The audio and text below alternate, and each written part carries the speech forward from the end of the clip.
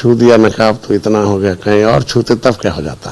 मंत्री जी, आज आपका एक बयान है मुस्लिम महिलाओं के प्रति जो कि नीतीश कुमार के संदर्भ में आपने कहा था, उस पर आपका क्या कहना है? ऐसा कुछ नहीं है। देखिए, अगर किसी को भोजपुरी भाषा और पूर्वांचल की सामाजिक संस्कृति का थोड़ा भी ज्ञान होगा तो वह अच्छी तरह समझता है कि हमारे गांव देहात में जब किसी बात को टालना, हल्के फुल्के अंदाज में खत्म करना होता है तो लोग पारंपरिक तौर पर कहते हैं। जैसे उदाहरण के तौर पर बताओ, हमारे भोजपुरी में कहा जाता है कि फलानवा यह कहले बने कुछ और ना ही कहला सना, चला ही बतिया छोड़ दे, तो उसको कर दिया जाता है, इस तरीके से बोला जाता है। तो भोजपुरी और हम लोग उसको संभल के हिंदी में बोलते हैं तो बोलना ही होता है।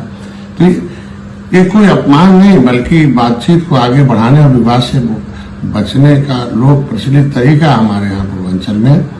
और मैं गोरखपुर और भोजपुरी अंचल का व्यक्ति हूँ। देश के हर क्षेत्र की भाषा, बोली और शब्दों का संदर्भ अलग अलग होता है। हरियाणा, दिल्ली, महाराष्ट्र, आप देखे होंगे तमिलनाडु, हर जगह की भाषा और स्थानीय अभिव्यक्ति अलग है, बोलने का तरीका, तौर तरीका होता है। तमिल भाषा में देखें, इधर आने को वाक्य को है रोजमर्रा में प्रयुक्त कई शब्द उत्तर भारत का पूर्वांचल में अलग अर्थ में लिए जा सकते हैं, लेकिन इसका मतलब ये नहीं कि इसे इन्हें गाली या अपमान की नियत से कहा गया।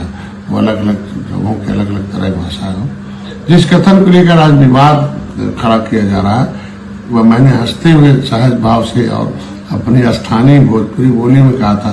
न उसमें किसी समुदाय की, किसी महिला या किसी धर्म के प्रति कोई दुर्भावना थी और न ही अपमान का कोई उद्देश्य मेरा था। और उसे अगर किसी को लगता है तो उस शब्द को मैं चाहता हूँ उसे हमारी तरफ से उसे वापस लेता हूँ। लेकिन अफसोस की बात है कि कुछ लोग जानबूझकर बातों को बढ़ा चढ़ा कर पेश कर रहे हैं और उसे एक एजेंडे का रूप देने की कोशिश कर रहे हैं। लेकिन अगर किसी को राजनीति करनी है तो करें, लेकिन देश और समाज को अनावश्यक तनाव पैदा न करें और तोड़ने के काम में आए। जहाँ तक माननीय नीतीश कुमार जी का सवाल है, जनता उन्हें काम को जानती है, समझती है और उसी आधार पर बार बार उन्हें समर्थन दे रही है, जीत और मुख्यमंत्री बना रही है। उन्होंने जो काम किया वह जनता के सामने है, आगे भी जनता ही तय करेगी किसे समर्थन देना है।